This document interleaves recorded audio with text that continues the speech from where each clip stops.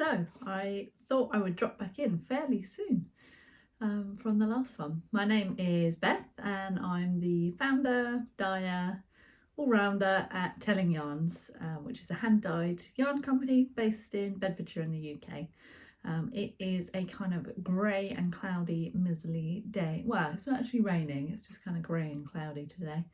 The boys on the way to school this morning said it looked like there was like a sheet of cloud that was hovering over us, because you could see on the horizon, everywhere you looked, you could see like the sunrise. But above it sat this kind of thick wall of cloud, so not the worst day, but a bit grey. I'm going to be photographing yarn later, so this is kind of, it can be the ideal day. You don't want too much sun when you're photographing yarn, because because I use my phone to take the photos, and it really bleaches out the colour. So you want something kind of grey but quite natural, so not too dark. So perfect for what I need to do today. I'm having a big dyeing day today actually. I thought it might be interesting to tell you a little bit about how I actually work. So you'll see here, I don't know whether it's back to front because I'm using my like forward facing camera, but I write up these dye lists, and this is everything I need to dye in preparation for Unravel, which I'm doing the weekend of the 11th, 12th and 13th of February. So I'm conscious that I haven't had enough kits previously when I've gone to shows. So I'm dyeing up kits, and as I dye up the kits, I try and round up my batches so that I can do, so I dye in large sort of gastronomy trays on top of electric burners, and ceramic hobs I should say. I've got 4 of them in a row, and I dye 3 or 4 skeins in each one of those. So when I'm working out, if I need like 2 skeins of rice lily colourway, then I will round that up to 3 or 6 or what have you, so that I can do larger batches. So I have a look through the cupboards here with all the yarn in them and think, right, well, what have I'm dyeing rice lily, I've got it on the confetti sock base, I don't have it in the singles, that kind of thing, and I add in extra skeins so that hopefully when I get to Unravel, usually I've planned it a bit more, but hopefully when I get there I've got a decent amount of each base in a variety of colourways, so because I've got a lot of yarn here, so I've not really panicked about it too much this time. And I've just focused on dyeing the kits, and as a result of dyeing the kits, getting a load of extra yarn as well. So right now, this second, I have 3 trays of aboard the Hogwarts Express dyeing. I don't know if I have one of those. Oh look, I've got one of the kits just here. Sorry about the crinkly crinkles. So that's, I'm dyeing up Fox Thoughts kits for my Fox Thoughts cardigan, and I've got 3 trays of these dyeing, because I need to finish off the mini kits that go alongside those, so you can choose the colourway for the main skeins, and then and the amount, and then these mini sets go with them for the colourwork yoke. So I've got those dyeing, and I've also got some Dr. Manhattan dyeing. So these are my kits on our my alpaca merino sport, which is a beautiful yarn. It's one of my favourites at the moment. It's a non-superwash. I'm holding it like that so the light doesn't shine off it. So I'm dyeing up the 6th colourway, which is a tealy blue, for the Dr. Manhattan colourway that goes at the cuffs and at the bottom. And then people can choose whether they either take a 6 colour set with all of them in, or a 5 colour set and drop one of the colours. So I've got those all dyeing now. So I spend ages in there adding in all the colours, speckling, turning things, and then I let it cook, particularly like aboard the Hogwarts Express, which is such a like a deep concentrated colour. It's really vibrant. I will let that cook for like an hour, going and checking on it regularly, and then I'll turn it and dye it again, because my process basically involves dyeing again. So that's how I get those kind of layered colourways with quite a lot going on in them. So if I take these out of here, I think Comedian Riot Control is a good example. So you can see, although it's predominantly a pink, soft pinky, warm, peachy kind of colour, up close it's got loads of yellow, it's got bits of blue, there's darker speckles, you know, you've got all this other stuff going on in there, and I do that by layering up loads of colour over multiple dyes. So it takes quite a long time, and it's really labour intensive. Sorry, crinkle, crinkle, crinkle. But it gives me the results I want, and that's how I love to dye. That's what I like to knit with. So next on that, so I've done Rice Lily I did earlier in the week.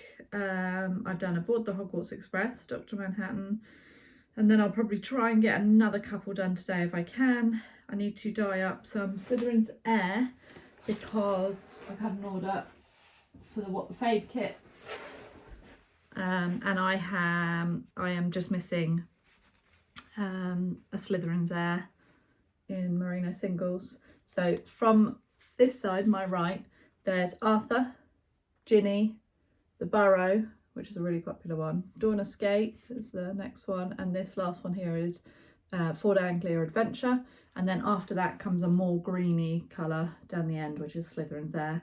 And these are what I knitted my What the Fade. It's not in here actually, I'm looking around as if it's behind me. So I just need to dye up Slytherin's Air this afternoon so that I can send that kit out maybe Monday, hopefully. So I wanted to announce the winner of my duplicate copy of Worsted by Amy Gilly from La Bien Amie. So Michelle Battersby was the successful winner. Congratulations. It was also really nice because Michelle messaged me back on Instagram because she'd put a comment below on Instagram and on YouTube, and I used to put all of the comment names into a spreadsheet and used a randomly generated number thing, and she was the winner from that. And it was really nice because she came back on Instagram to say that it was her birthday on the day that I announced it, which was yesterday, the 20th. So that was really nice. So happy birthday, Michelle, for yesterday. And this will be going out in the post to you today. So that was really nice. I've got here, I haven't blocked it yet, so excuse that, but I thought I'd just mention it. I've got here a beautiful shawl that was knit for me by Sandra. I'm going to block it and take some proper pictures of it. But this is knit with our merino singles in two colourways. Winterfell, which is almost a plain neutral, creamy white, and in Gone to Mars, which is a pinky, purpley, bluey, blacky one. It's really beautiful. This is from 52 Weeks of Shawls. Oh, I haven't got it here. I'm trying to remember what the pattern's called. I should have brought it with me. Do you know what? I'll talk more about, I'll block it this weekend and I'll talk more about it next week because I'll be able to show it better then. Oh, look at that texture. So I'll come back to that one, not next week, but next time I record. I'm going to do kits for this for East Anglia Yarn Festival, which is the end of March, like the 26th, something like that, 25th, 26th, I think it is. So I'll be doing kits for that. Look at that white around the edge there. So you've got quite blue on one side and then quite white on the other. That's really nice. So I'll talk more about that next time. I wanted to talk to you about my Atlantica sweater, which is what I'm wearing here. This is by Audrey Borrego. It was in one of the Pom Pom quarterlies. I think it was maybe spring 2020, something like that, maybe the winter one, somewhere around that time. I absolutely love this. I think it's so beautiful. The lace pattern is just gorgeous. I decided it was knit in the pattern with two lace weights held double so that you got a bit of a mild kind of finish to it, in like a bluey white and a pink peachy white. So I wanted to do it quite light because I like the fact it was light, but I chose to knit it with one strand of our British 4-ply, which is a fingering weight yarn, and I knit it in the pensive, and I don't know if I've got any left because I had a big sale on it, but also held double with Malfoy. Yeah, I haven't got any there, which is in mohair silk. So it's a white base with loads of speckles of bright chartreuse green and bright pink, splashes of navy and extra sort of green in it. So you can see it gets this kind of waterfall-y effect. I've shown this to you before, but it's absolutely beautiful, the finished colourway that you get in the fabric. I really love it. Love the sleeves, love it, love the pattern. I really love the neckline, it's beautiful. But I can't remember if it was cropped in the pattern. I think it was. I knit mine quite cropped. I'm having to crouch now, sorry. So I'm wearing it today with a blouse, like a silk blouse that comes underneath, but you can see there's a considerable amount of gap below, and as a result I don't really wear it, which is such a shame because I love it. It's so beautiful. It's such a warm jumper because of having the proper like British non-superwash wool, like a woolly wool. So it's got a real warmth from that and a toothiness, and then it's got the mohair which just fills every gap and makes it so cosy. I've actually been standing outside with the dogs waiting for the puppies, waiting for them to have a piddle in this without a coat, and I'm like really warm and comfy. I can just tuck my hands into the thing. And it's beautiful. It's got not an I-cord bind off, it's got tubular cast off and cast on, so the sleeves and the neckline just like roll right in. It's beautiful. There's no edge to it, and at the bottom down here. So what I thought I'd do, because I'm not wearing it, so it would look great over a tunic dress, or I've got some kind of tunic style skirts, you know, like where they kind of come up to here and they go out immediately. It looks great with those, but I wear those in the spring and the autumn, and I don't really wear them in the winter at all. And this is definitely a winter knit, so you wouldn't want to wear this in the spring. It would be, unless it was really chilly, it would be too cold. And if it was really chilly, I probably wouldn't wear the skirt, because that's just, I know lots of people do, I just don't tend to. I wear like wintry dresses with tights and stuff. So what I thought I'd do, the whole point of knitting our own stuff is that we can change it to suit us, can't we? So I thought I'm going to go in with the same yarns, and I'm going to pick up the stitch just at the bottom of the band here, pick up all the stitches, cut and remove the hem that I've already put on, the ribbing, and then I'm going to knit a massive chunk of ribbing, because these are quite long, like a big chunk of ribbing down to like probably here, and then I can wear it all the time in the winter and it'll be great.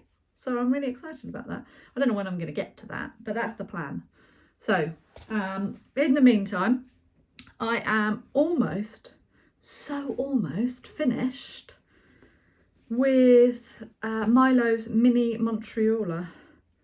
Don't know whether I'm saying that right. So I knit the rest of the hood. I think that I was just about to start the hood when I showed you last time. So, holding it up, all of the body, we did a funny little bind off in the gold that creates like a straight gold line. Basically, I just didn't do it in the pattern. Oh, got myself in the eye then. I did it in like just bound off without doing knit, purl, knit, purl. I did knit, knit, knit, knit for the bind off. Got that nice straight line. It's got these lovely bits that I already showed you that curve round in the pocket. I finished it off here. I wanted the sleeves to be a little bit longer, so I didn't drop the stripe down here. So at this point here, I realised I was running out of the red yarn. I know I'm a dyer and I could have dyed more, which Milo pointed out to me very helpfully. But this red it's our sugar maple colourway. I always say it's me that does everything here. James, my husband, is very supportive and wonderful, and one day will hopefully join me. But in the meantime, it's just me, so I need to stop saying we. So it was sugar maple, this gorgeous deep. It's coming up more orange there. It's like a there we go, it's like a chestnutty maple leaf orangey autumn colour. So I took that and I dyed over it, I think just with a bright red, like a primary red for the red, but I couldn't really remember exactly what I'd done. So when I realised I was going to run out, I knit both sleeves at the same time. Like I knit a bit of one, a few stripes, and then I picked up the other one and knit a few of that, and then knit a couple here and knit a couple there, so I would know how much red I had left because I just had one skein of it. So then I realised I was running short, so I thought, right, I'll put one stripe of gold here, which isn't how it is in the pattern, to kind of mimic the one stripe up here. So then that meant I needed like only a tiny bit at the bottom on either side there, but that left me with pretty much no red. So Milo wanted, I did the hood, which is such a great shape and such a great fit, but there's a bit in the middle here that you kind of are just knitting a few rounds between the increases and then the decreases. You're knitting a few rounds, so you get this shape here. That's my fingers obviously making that look weird. It looks nice like this, but I'm just demonstrating the construction. So you end up with this kind of flat bit here, and then you Kitchener stitch down the centre there because you've knit up like up here, and then you bring these two together and Kitchener stitch down there for a seamless bit. Great. I followed the pattern to a T. Brilliant pattern by Max the Knitter. I kept putting it on Milo and he was so good, he didn't grumble at me at all. I'm like, you know, you're about to go to sleep, quick, get out of bed, I just need to put this hood on you. But it kept looking all right, like sealed it up, and I showed it to Milo just before he was going to bed, and he said, oh that's good. What are you going to do about the fact the hood looks so ginormous? Which it totally does, it looks enormous. And I thought, oh god, he's right, I'm going to end up having to like basically pick up stitches here and like cut in the middle and take a bit out and then like graft them together or something. But I put it on him and it fits perfectly, totally perfectly. And if you took a section out of the hood, I think it would like pull here, like at the join here, if you put the hood up it would pull. So I think it looks a little bit big when it's like the hood's down, a little bit big, but it fits perfectly when the hood's up, so I'm going to stick with it. Then you go round the front and you pick up, I picked up 144 stitches because I'm doing the largest size, and you're supposed to knit it in this colour, but Milo kept asking for it to be the contrasting colours. He wanted it to be red, which would have been really, really cool, but it wouldn't, I didn't have enough. So I did it in the gold, and then this is quite cool. That's the first time I've done a like a hole in that way, the way that he had you do it. It's really neat. I would do that for buttonholes another time. And then what you do is you fold it over like that, so it's going to end up looking like that with a drawstring in it. So I used the last of the red, I cut it into two, so I had exactly half of what was left. I used an I-cord, like just 3-stitch I-cord round and round and round, moving the stitches across to do half the red. Then I'm doing the right amount to make it the right length in the middle there of the main colour, and then I'm using the other half of the red to do the exact same length that side, so they'll be the same length, and then that will go in there. So the majority of the time you won't see the main colour, you'll only see the red coming out, but when you do see it, it will be the same place if you did see it. To be fair, the only time you're going to see it is if he's like, and you know, like Ewoks himself. So yeah, I'm really pleased with that. I'm really pleased with it. It's knit in a yarn base that I don't offer really. I might do it in limited edition updates in the future, but I don't offer it generally, which is a cashmere merino nylon superwash. It's a beautiful yarn, really soft and silky, but even just while you're knitting it, it starts to pill a bit. I don't know whether you can see. So yeah, it's lovely, and I will probably, there's definitely a place for it, you know, in like baby knits and kids knits and or like your fancy knits yourself. But I think I'm just going to be offering it in the odd limited edition one. So because I've changed the way I'm selling yarn now on the website. I got a long red end. I don't know whether it's supposed to be, just drop that down there and worry about bit later. I've changed the way I'm doing it, so it's all listed under the on the website tellingyarns.com. It's all listed under shop, and I've got all my repeatable colourways, and I'm trying to go through and dye them up in loads of different bases, which I have to do anyway for the shows, and then photograph them all in a similar way, so you get the same idea of each one, and then you can see them all. Yeah, I've organised them in rainbow order. Why not? So that you can see them all there and like pick your shades, and you can see, you know, like if you're in the shop or you're in at my stall at a yarn show, you can see how one colour corresponds to another one, but online I don't think that's always possible. I know when I'm shopping it's not. So what I've tried to do is organise it so that you can see which colours kind of naturally shade into each other. So like, you know, this one's pinker than that one's bluer than that one, and as a result you've got kind of Pygmy Puff here with Comedian Riot Control here, and then what's purpler than that, I don't know, Without Costumes here, and it kind of gives you that flow that if you were in the store, this is pinker, this is purpler, and this is a mix of the two. So I'm hoping that works. Feedback to me if you want on that. And then I'm doing a new thing, which is limited edition colourways. So it's sort of updated all the time with either a colourway that I'm going to discontinue because I've kind of got a new colourway that replaces it, or I feel there's the odd one where I do something quite bright. It's really fun. I really enjoy doing it, but my colours aren't uber bright. They're kind of like soft, watery, jewelly, pastel-y kind of colours, and so the bright ones, they come, but I don't want them in the repeatable colourway palette, in the full palette. So yeah, ones will pop up if I want to do something interesting or fun, or if I'm discontinuing something that was quite bright, or if I've got a base that I'm discontinuing particularly. You know, I'm trying to hone it in. So now I have merino singles, perfect for shawls more than anything else. They're lovely in a sweater or something as well, but they do pill, so beautiful for shawls. I've got loads of what I call confetti sock, which is my merino nylon superwash yarn, 425 meters to 100 grams, so perfect for any type of knitting. Perfect for socks, perfect for sweaters, cardies, kid knits, definitely.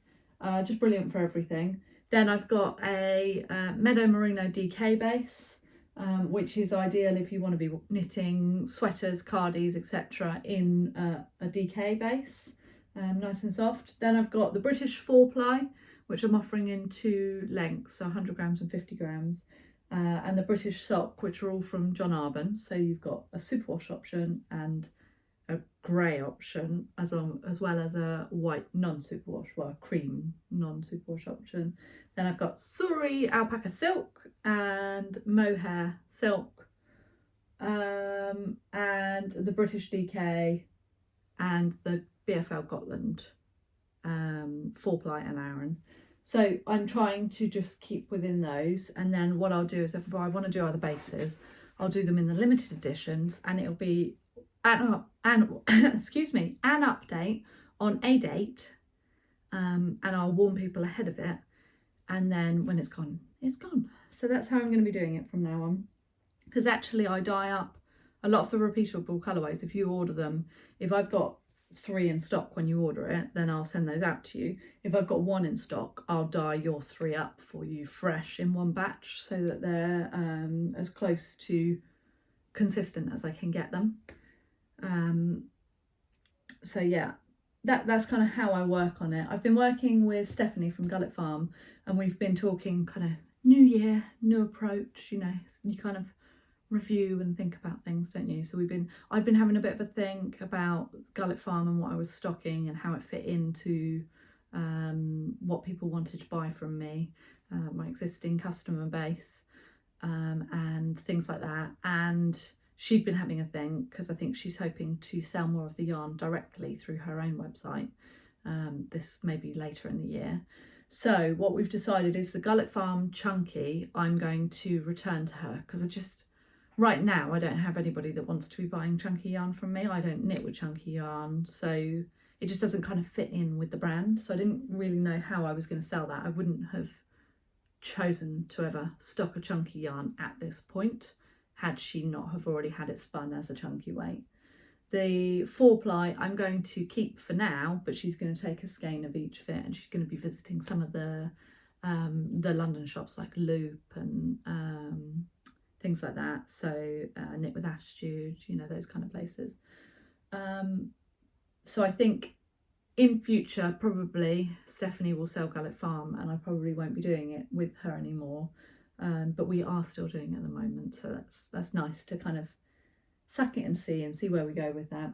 The last thing I had that I wanted to show you, and then I thought I might just show you around the shelves a little bit, is so my I think I mentioned before, and I put it in a blog, my grandma, she is my paternal grandmother, was unwell last year with like an intestinal cancer, and unfortunately passed away on Boxing Day of all days, which in some ways is kind of rubbish, because then every year, particularly for my dad, my grandpa, it will be poignant at Christmas. But my sister was down from Chester, and we were all together, and on the morning that they phoned to say that she'd passed away early in the morning on Boxing Day, we were all here, and we got to tell it, you know, like they phoned my dad, and he was able to tell my mum himself, and she was able to tell my brother and my sister and I face to face and have a hug, and you know, yeah, so we were all here, and my grandpa was able to come over and be with us for a few days repeatedly. So he's blind, so she was his carer as well as his wife of many years, 40 plus. So in fact, I think it was 64 years he said they'd been married, because he was 86, 87. He is 86, 87. Yeah, so because he is blind, he's moved back onto the farm to move in with his sister, my great aunt, who lives here. And they are living together and kind of looking out for each other. And then my dad goes around, like they're just over there. I can almost see the house from here. So my dad just pops around each day and checks whether they need anything and helps out. And my mum does their shopping and all of that.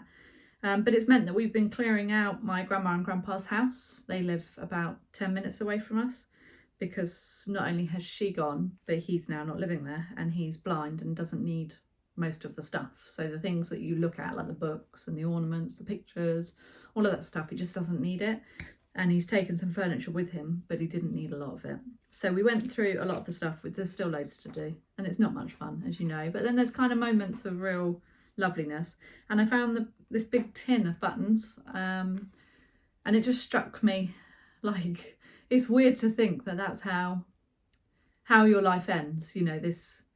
You spend your whole life, particularly as people like us that like to craft, you spend your whole life collecting these things, these buttons, for example, cutting them off each item of clothing, or buying one particular nice button when you see it, and collecting them all for that project that might come.